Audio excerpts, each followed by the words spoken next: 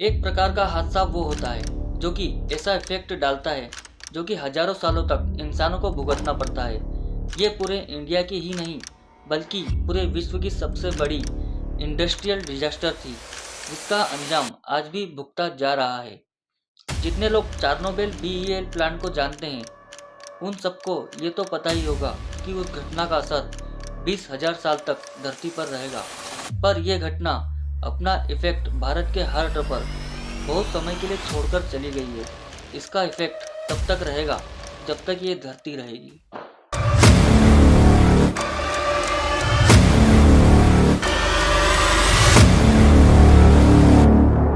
The untold story of Bhopal.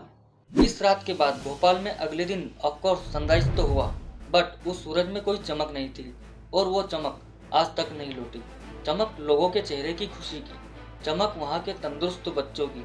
वो बाद में जाकर इंडिया के वैल्यूएबल यूथ बनते, बट वो नहीं बन पाए।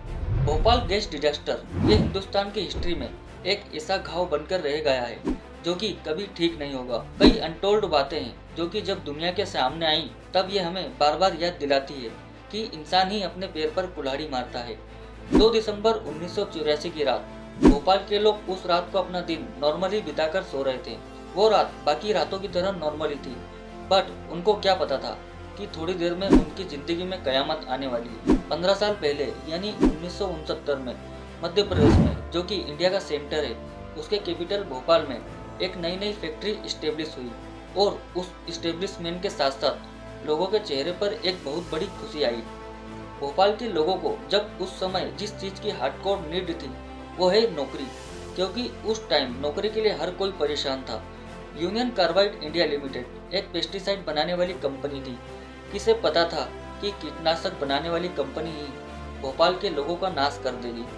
अक्सर लोग पैसे की लालच में क्या सही है और क्या गलत है ये भूल जाते हैं। नॉलेज और अवेयरनेस की कमी के चलते लोग पैसे को ही टॉप प्रायोरिटी देने लगते हैं। लोगों को केमिकल्स के बारे में इतना मालूम नहीं था, बस इतना मालूम था कि पैसे मिलना है हमें और ये काम थोड़ा खतरनाक है। यूनियन कार्बाइड में काम करने के लिए वहाँ के लोग मरते थे और कंपनी में लापरवाही और लालच दोनों थी। मशीन की मेंटेनेंस होगी या नहीं होगी चलेगा, पर प्रोडक्शन होते रहना चाहिए। वर्कर की सेफ्टी हो या ना हो, प्रॉफिट बढ़ते रहना चाहिए। कई सेफ्टी इक्विपमेंट को कभी इंस्टॉल ही नहीं किया गया। प्रॉफिट अक्सर कंपनी के ओनर को अंधा कर देता है। कंपनी में टॉप लेवल पर बैठे इंडियन अधिकारी अपने दूसरे इंडियन वर्कर की वेलफेयर को छोड़कर प्रोडक्शन कितना हो रहा है, कितने पैसे बन रहे हैं, उस पर ध्यान देते थे। क्या गलत है और क्या सही है और क्या जरूरी है, ये जानते हुए भी पैसे की लालच में आकर लोग अक्सर अंधे हो जाते हैं। वो कंपनी मिथाइल आइसोसाइनेट यानी MIC बनाती थी। कंपनी इसी MIC केमिकल का इस्तेमाल पेस्टिसाइड बनाने में करती थी। यूनियन कार्बाइड कंपनी इसी MIC का 42 टन से भी ज्यादा का स्टॉक रखती थी अपने टैंक में। 42 टन केमिकल इकट्ठा रखना शहर के लिए कितना खतरनाक है, ये जानते हुए भी लापरवाही की गई और प्रोडक्शन हमेशा तेज रफ्तार से जारी रहे।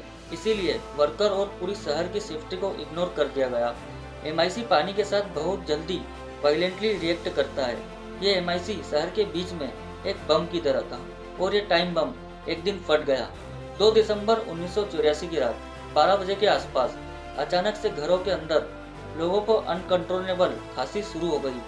घर के हर एक सदस्य ने खांसना शुरू कर दिया। पूरे शहर में जगह जगह लोगों को मुंह से खून निकलना शुरू हो गया। लोगों को समझ नहीं आ रहा था कि यह क्या हो रहा है। थोड़ी देर में उन्हें पता चला कि भोपाल के सबसे बड़े प्लांट से MIC लीक हो गया है। 1-2 घंटे के अंदर प्लांट से वो गैस 8 किलोमीटर तक फैल गई। सांस लेना इम्पॉसिबल हो गया। अपना सब कुछ छोड़कर जो घर से दूर भाग रहे थे वो रास्ते में ही मरने लग गए। घर और प्लांट से जितनी दूर हो सके उतनी दूर भागने के मकसद से कितना डर और दर्द था उस रात, वो भोपाल के लोग ही जानते हैं। शरीर से स्किन छूटने लगी थी और अचानक से लोगों की आंखें गलने लग रही थी। पूरी आंख 2 सेकंड में सफेद रंग में बदलती जा रही थी। सुबह के 3-4 बजे के आसपास लोग पास के तालाब में डुबकी मार रहे थे, ये सोचकर कि उनके शरीर को टच की हुई गैस का इफेक्ट कम हो जाए और पानी से धुल जाए। पर उनको क्या पता था कि उस गैस ने भोपाल के सारे तालाबों को भी तेजाब बना डाला था। थोड़ी ही देर में तालाब के अंदर लाशों का ढेर लग गया। 4 घंटे पहले 12 बजे मेंटेनेंस और मैनेजमेंट की कमी के चलते अचानक से MIC से भरी टैंक नंबर 610 के अंदर पानी जाने लगा। MIC और पानी का मिक्सचर, मतलब इस जहर से बचने का कोई और तरीका नहीं है। पूरे के पूरे 42 टन MIC में पानी जाने लगा और टैंक के अंदर एक डेंजरस लेवल का प्रेशर आने लगा। देखते ही देखते अनकंट्रोलेबल केमिकल का रिएक्शन ट्रिगर हो गया। इसी रिएक्शन के चलते टैंक के अंदर का प्रेशर हद से ज़्यादा बढ़ गया और टैंक फट गया और इसी के अंदर का 42 टन MIC वातावरण में घुल गया। MIC शरीर में घुसकर खून के साथ मिलकर फेफड़ों के ऊपर बहुत ज़्यादा फोर्स के साथ प्रेशर डाल रहा था, जिससे सांस लेना लगभग नामुमकिन हो रहा था। सुबह 5 बजे के बाद शहर में डेड बॉडीज की कतारें लग गई थी। अगली सुबह का जो सूरज निकला वो भी शायद ये कह रहा होगा कि ये क्या हो गया है, ये क्या हो गया है भोपाल को। एक रात में वहाँ के लोगों ने सब कुछ खो दिया। पूरे शहर में लाशें बिखरी पड़ी हुई थी। रेलवे ट्रैक पर, तालाबों में, घरों में जानवरों और इंसानों की लाशों से पूरा भोपाल घिरा हुआ था।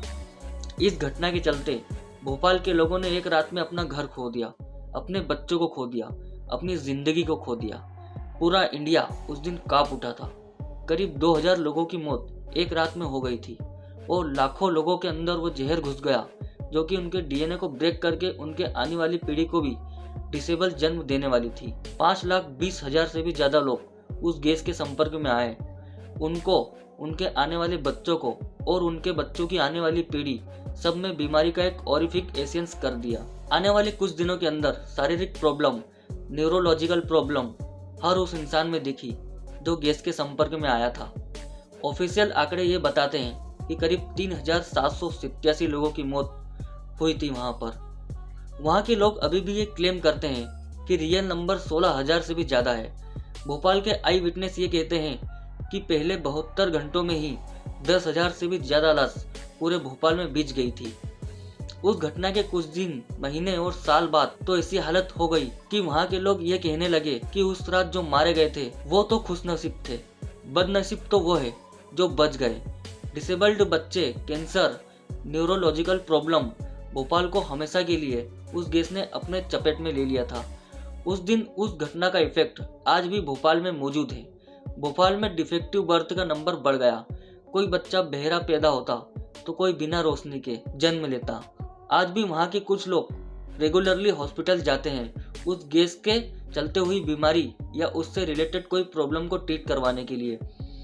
उस घटना के इतने सालों बाद भी भोपाल का वह प्लांट जो डिजास्टर का सोर्स था वह वैसा का वैसा पड़ा हुआ है और वेस्ट और रस्टेड आयरन आज भी आप वहां देख सकते हो।